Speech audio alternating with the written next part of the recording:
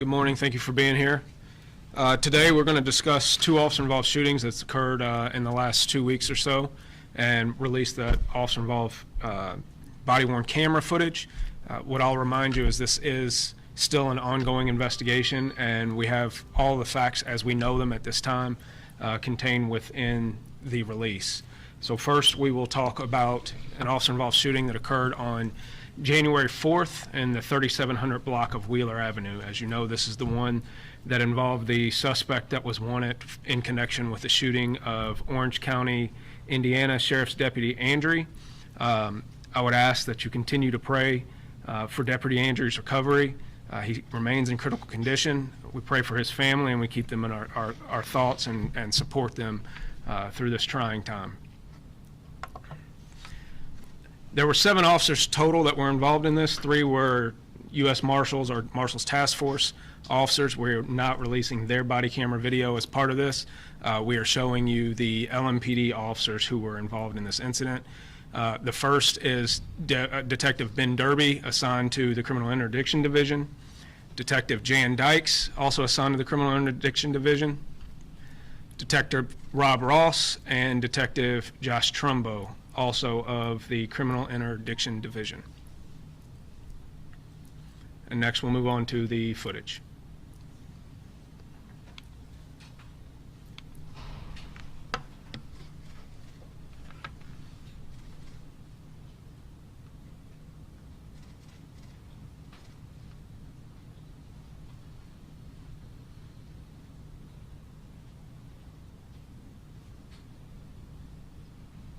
What you're about to view is body-worn camera footage from the officers who discharged their firearms. In accordance with LMPD procedure, the officers were placed on administrative leave. The LMPD Public Integrity Unit is the lead on the investigation. Upon completion of its investigation, LMPD will present the case to the Commonwealth's Attorney's Office for a final criminal disposition. A copy of the investigation will be turned over to the Kentucky State Police for peer review, and a copy will go to the Louisville Office of Inspector General. Please be advised that this statement is a preliminary account of what our investigation has revealed thus far.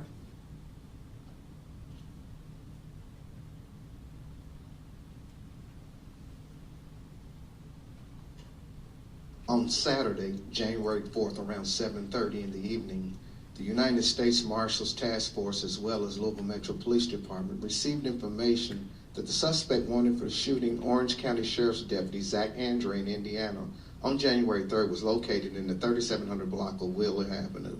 Information gathered by law enforcement indicated the shooting suspect, Austin Shepherds, was in the backyard of a house, and our air unit was dispatched to the area.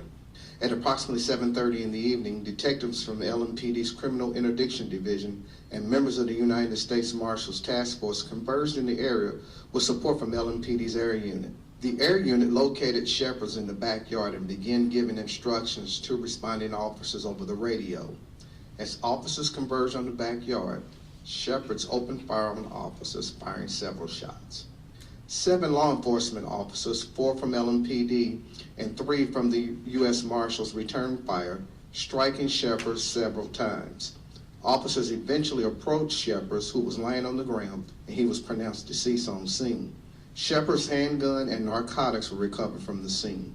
No officers or innocent civilians were injured during this incident. LMPD's Public Integrity Unit is the lead on the officer-involved shooting investigation. The Indiana State Police remain the lead investigators on the shooting of Deputy Andrew. What you're about to view is video from our air unit and body-worn cameras from 4 LMPD detectives who discharged their firearms during this incident. Viewer discretion is advised. All right, I think I saw a figure just run in the backyard.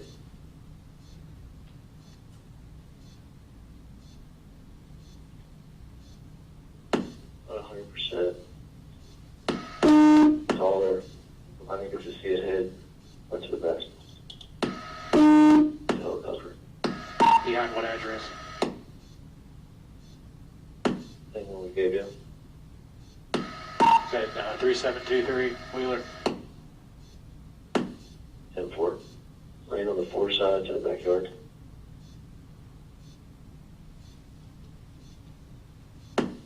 All right, everyone copy, right?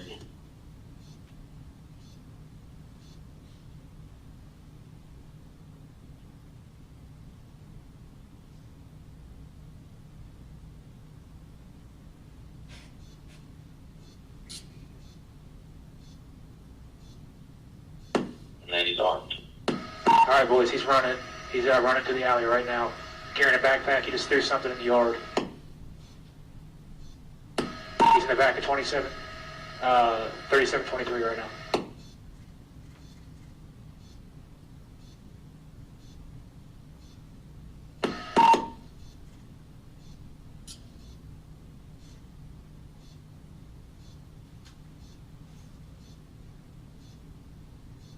You guys are passing him. He's in 3723. Y'all just drove right past him.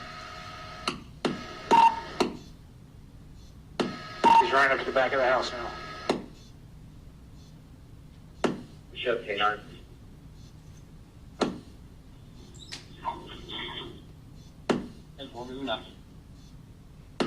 He's standing between 3723 and 25, looking at the alley, leaning up against the trash can.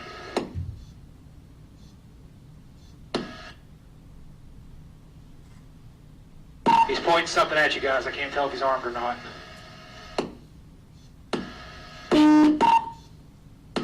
Shots fired, shots fired. Orders forward! Orders forward!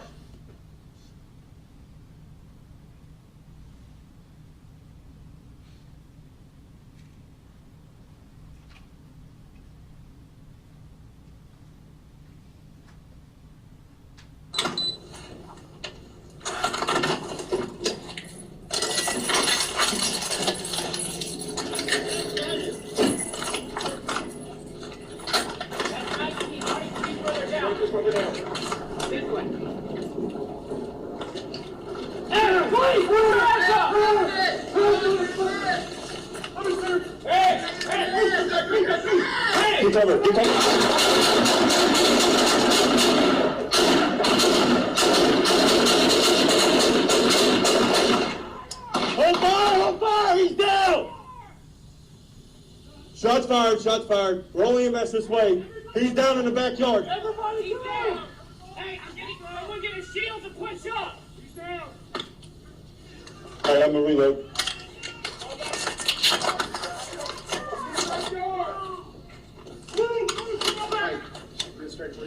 Yep, Miss Sir. He's down right there in the yard.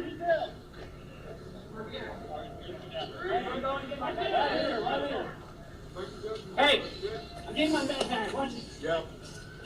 Hey, man, let me see your hands! We need to arrest him! He's down.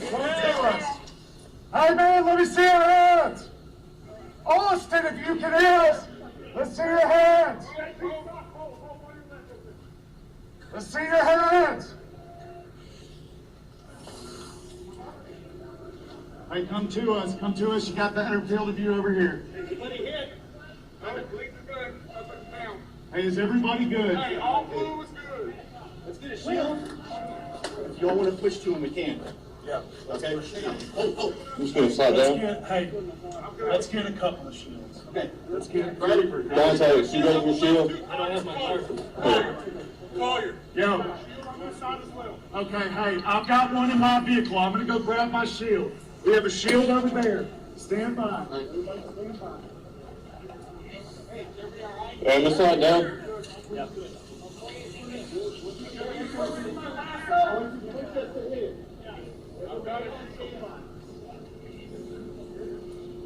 You guys okay in the house?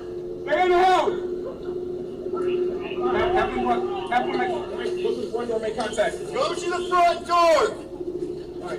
Hey, we have two shields. Are we comfortable moving up? Yeah, we shot us, man. No, I know. We're good. We're good. We're moving up. Moving up. Take up. Let me see your hands, buddy. Hey, I'm on your left. Still bumping up. So I'm gonna get quick. Get somebody in the head, guys. Do not move. Hold.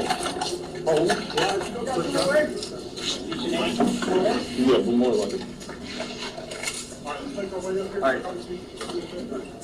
I don't have handcuffs. Who's got handcuffs? I've got some on the side of my vest. Okay. Hey, is he locked? Hey, please, announce yourself! Hey, I got it. You want to shield up? Yeah. Shield coming. Metro Police, 3723 Wheeler. Announce yourself! Ready to work, Derby? Yeah. Hey, Kestel. Kestel, hang on. Hey, you get 10 minutes over here. He's... Okay.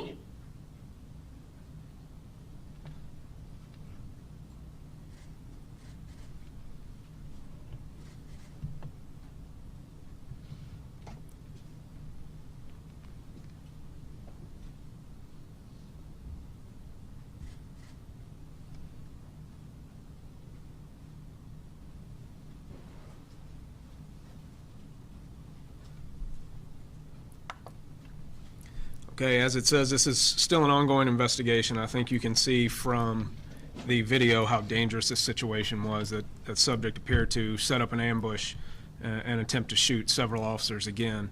And so we are very grateful that no one else was injured besides for the suspect in this situation.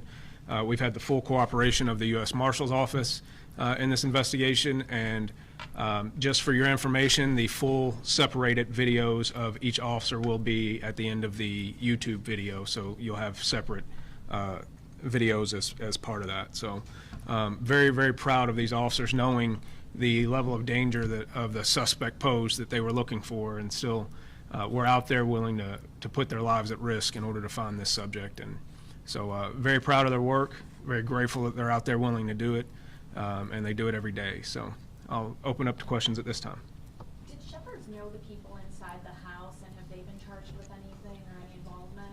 So the question was, did shepherds know the people inside the house, and have there been any charges related to that, of any of those people? Both of those houses were checked to make sure if there were anyone inside that they were okay. No one was injured. But as far as any connection between shepherds and the people in the specific houses, that is part of the investigation. I'll let Special Investigations Division take care of that part. Yes. Hardin County specifically mentioned this manhunt whenever they got new drones earlier this week. I mean, how essential has that technology been? I mean, we saw it at the beginning of the video, but in dangerous situations like this, how much of a difference does a technology like that make?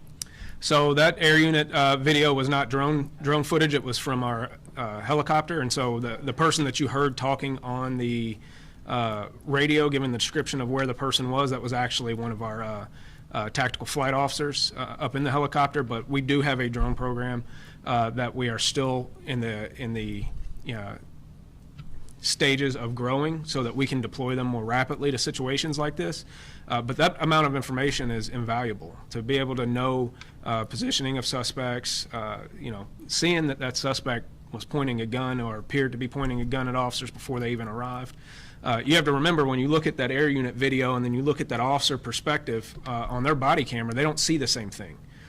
So you saw officers drive past that suspect who was pointing a gun at them. They didn't know where he was. So it was a very dangerous situation and could have ended much worse. But that type of information and intelligence is invaluable. How many times does the suspect fire, and how many times do the officers fire back? So how many times did the suspect fire and how many times did the officers fire back? I don't know. Have we ever answered that question? I don't know. We never have. We're not going to at this stage, because I'm not going to say the wrong number. Those are always complicated to kind of figure out and make sure that we have it nailed down. So that ends up being something that's part of the end of the investigation. I'd never want to give you the wrong number on that. We know that he fired multiple shots and the officers fired multiple shots back. Was it just the 4 officers that fired from the body cameras that we saw, or were there other officers also? So there were 3 others that were assigned to the U.S. Marshals Task Force, but that's up to their agencies to release that video. We have enough video that's to be able to give the public a good account of what happened. Yes, sir. It was just the 4 LMPD officers who were firing, correct? Yes, sir. And the other 3 were not LMPD officers. Chief Humphrey, in previous officer-involved shootings, it seems that the officers have fired and then immediately run up to the suspect to render aid. Here it looks like they were taking a little more time grabbing the shields. Can you explain maybe why rendering aid wasn't as quick as we've seen in previous officer-involved shootings? Well, in all honesty, I think sometimes the question was the difference in the amount of time to render aid, that we took our time on this one, whereas it seems like we've rushed up on others to render aid. And that's a learning point. So if you look, I do not want officers to rush up to people who just tried to kill them, right? We need to make sure that we have the scene under control and that we move up in a controlled fashion in order to take that person in custody, and that person is actually surrendering due to their injuries. So the last thing that I would want is for an officer to get injured by a suspect who is still not cooperating or giving up at that point, and they turn over and grab the gun, and we end up having to shoot them again, or they shoot an officer. So this is the way that it should be done. Those officers did an excellent job of taking their time, making sure they moved up in a controlled fashion, and that makes it safer for both the officer and the suspect. How do you think this would have played out if you didn't have the air unit actively tracking Shepherd's in the backyard, noticed the gun in his hand? How might this have played out if that were not a factor? So the question was, how might this have played out without the overwatch of the air unit? And I don't know. I'm grateful that it was there, because that information was so valuable to those officers, and I'm just thankful that it ended the way that it did. Can you just give us a prelude to what we just saw? How did you come to know to look in that area and pinpoint him with the air unit? So the question was, how did we know to pinpoint that area? And that's all part of the investigation. They received intel.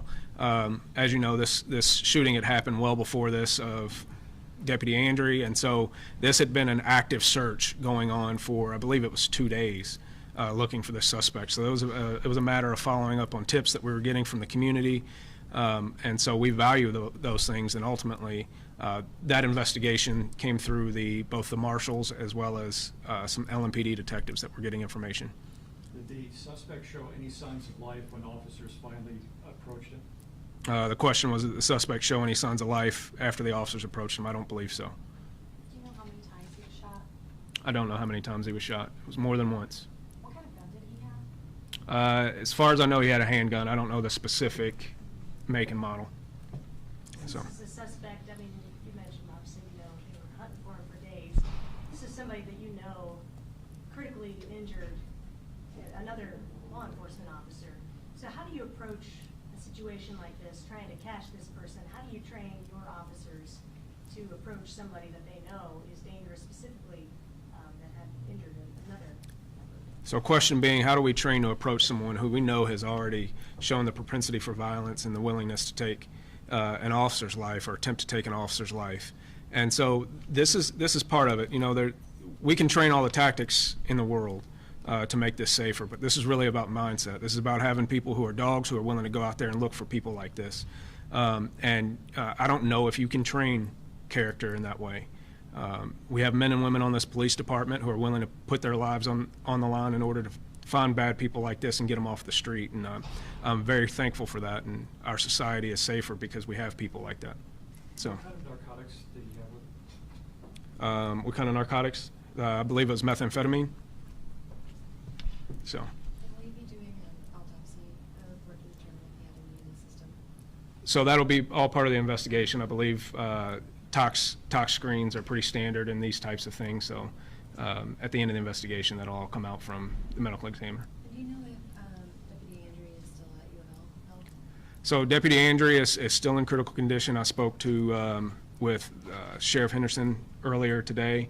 And all he asks is that we continue to pray for him and his family and continue to support them. It's still a tough time for him, and so it's a tough situation, particularly on a small department like that. That agency, it's very small. They know everyone. That community is very close knit, and so this has hit them pretty hard. And so as LMPD, we want to make sure that we give them all the resources to support Deputy Andre and his family through this situation, and they know that they can call on us at any time. So.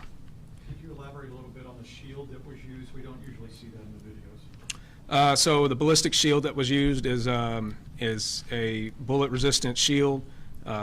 We have those within different units on the team. I mean, on the department, and so officers will utilize those in different situations to make sure that it's an added level of protection that can be offered in certain situations. So they have their benefits and drawbacks, having used them and carried them plenty of times. So, all right, so we'll move on to the second officer-involved shooting, which occurred in the 1300 block of Cypress on Sunday, January 5th.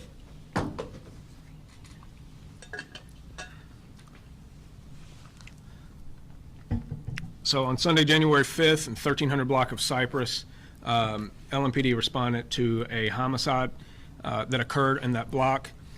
After they were on scene for a while, the suspect returned to the scene, and it ultimately resulted in an officer-involved shooting and the suspect being taken into custody. The officers involved are all 2nd Division officers, Officer Stoll, Officer Faust, and Officer Cosgrove.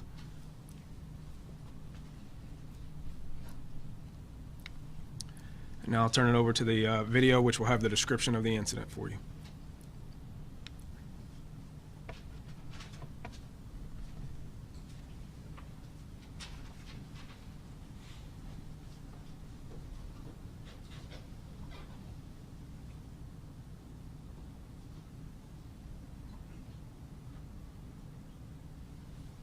What you're about to view is body-worn camera footage from the officers who discharged their firearms. In accordance with LMPD procedure, the officers were placed on administrative leave. The LMPD Public Integrity Unit is the lead on the investigation. Upon completion of its investigation, LMPD will present the case to the Commonwealth's Attorney's Office for a final criminal disposition. A copy of the investigation will be turned over to the Kentucky State Police for peer review, and a copy will go to the Louisville Office of Inspector General. Please be advised that this statement is a preliminary account of what our investigation has revealed thus far.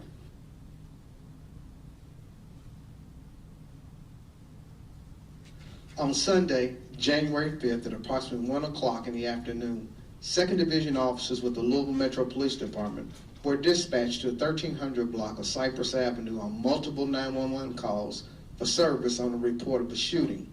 When they arrived on scene, they found a female suffering from multiple gunshot wounds. Officers attempted life-saving measures until EMS arrived. The adult female victim was transported to the University of Louisville Hospital, where she was pronounced deceased by medical professionals. Through investigation, officers were able to identify a suspect and begin canvassing the immediate area. At approximately 3 o'clock, just 2 hours after the homicide, the suspect returned to the area and was located in the rear alley in the 1300 block of Cypress Avenue. As officers approached the suspect opened fire on officers, firing several shots. 3 LMPD officers returned fire, striking the suspect. The suspect fell in the alley and was taken into custody by officers without further incident. The suspect's handgun was located in the alley.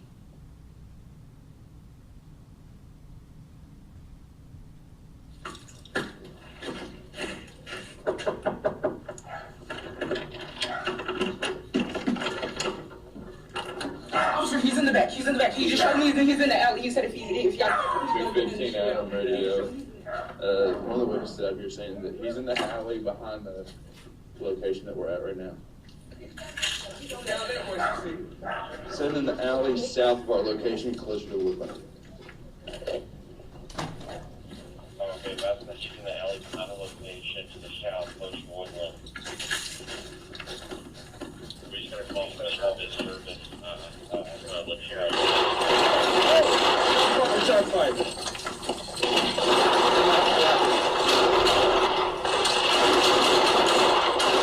It's right here. We're going down the alley now. Down south. Down south. Hey! Stop. Where's he at? Shoot your hand! Shoot your fucking hand! Hold on, boys. Slow down. Shoot your hand! Give me feathers. Shoot your hand! Move up now!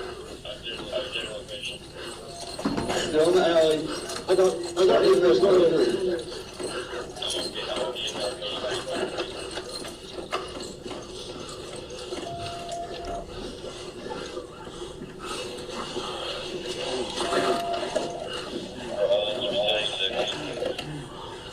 10th floor.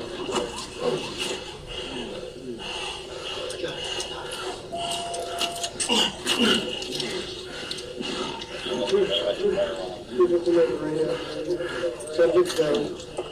One got left legs.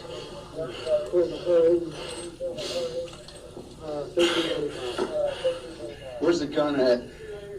Right here. I got it. Fell out of my hand. What? It fell out of my hand. It fell out of your hand? Where's she hit? Where's she hit? Drop it in the alley. In the front seat. In the front seat. Check down that way for the gun. Shears if you got it. Drop it somewhere back there.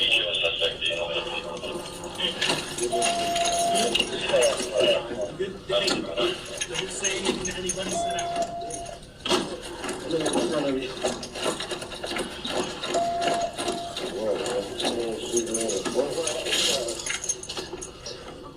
I got him. If it's a 40, it's mine. If it's a 40 Smith & Wesson, that's me. Nothing for now. Yeah, I'm solid with you. No. Two back in Adams. Suspect's gonna have one bullet, one left butt cheek. I'll tell you. What? Hey, right here. 2-4. One bullet, one bullet. No. He said it fell out of his hand. No, black is silver and black. Go ahead.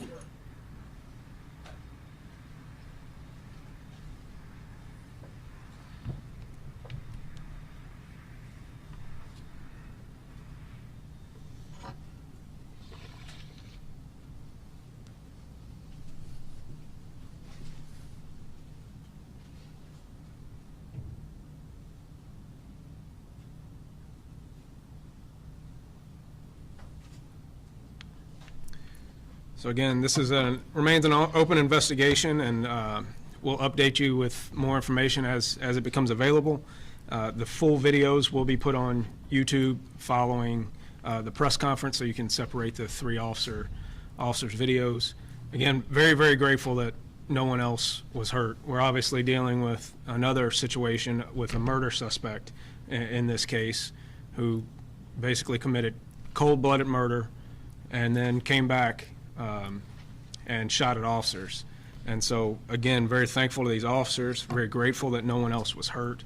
I think when you look at these two videos back to back, it does give you an understanding of what officers face. And there is a big difference between what patrol does and what some of these other units do. When you look at what CID was doing, they were out there looking for this guy. They knew exactly who they were going for. These patrol officers thought they were holding traffic points to keep people out of a crime scene, thought this situation was over and the danger came and found them, and they still responded in a moment's notice appropriately. That's pretty awesome that we have these officers out there with that type of mindset to be able to respond and change what they were doing in a moment's notice in order to protect people and take this very dangerous person into custody after the fact.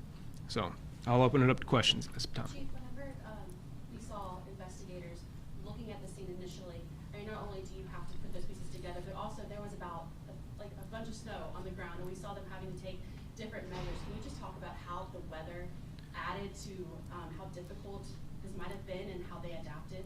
Yeah, so the question was, how did the weather impact that investigation? And I think you all can appreciate having to go out there and do your jobs in this type of weather. So you can only imagine looking for something as small as a shell casing or a bullet fragment in the snow, and the inclement weather made it much more difficult. But between the officer's perspective on things, the suspect's confessions to this, and all the other evidence that we had, I think we still are able to conduct this investigation in a quality way. So. What are some of the ways they adapted? We saw them using metal detectors and things. Can you just kind of speak to that a little bit? Well, they use metal detectors often on these scenes in order to locate shell casings and things like that. As far as some of the specific adaptations that PIU or homicide had to go through, that would be reserved for them. So, thank you. Why was the suspect still placed in handcuffs despite being So the question was, why was the suspect still placed in handcuffs despite being down? And I think that's a homicide suspect, and you can see he was not incapacitated by any means. He continued to shoot at officers until he was not capable of shooting at officers anymore. So we have a responsibility to keep ourselves safe. So we're going to secure a suspect like that. So the officers who were responding, knocking on the door, they were canvassing the neighborhood initially? I don't believe those officers were canvassing the neighborhood initially. I think those officers were just sitting on the scene to make sure that people stayed out of it. And something prompted them to go back up to the house. I don't want to get into the specifics with the ongoing investigation, but they were prompted to go back up to the house with that suspect who was in the back alley. So that's what happened, is that suspect was in the back alley of the house, and so as they rounded the corner, the suspect started shooting at him. And that house was where the initial shooting? So the initial shooting, I believe, was actually out the sidewalk area in front of that house. So I'm not going to go into the specifics about the connection between that specific home and the initial incident, but it was in front of that house. And the connection between the home and the suspect? Right. I don't know the connection between the home and the suspect. Are you able to share any details about that woman who, when he opened the door, she said he's out there in the alley? No, not at this time. I'm not. That's still part of the ongoing investigation, and we have a responsibility to protect that witness in this case.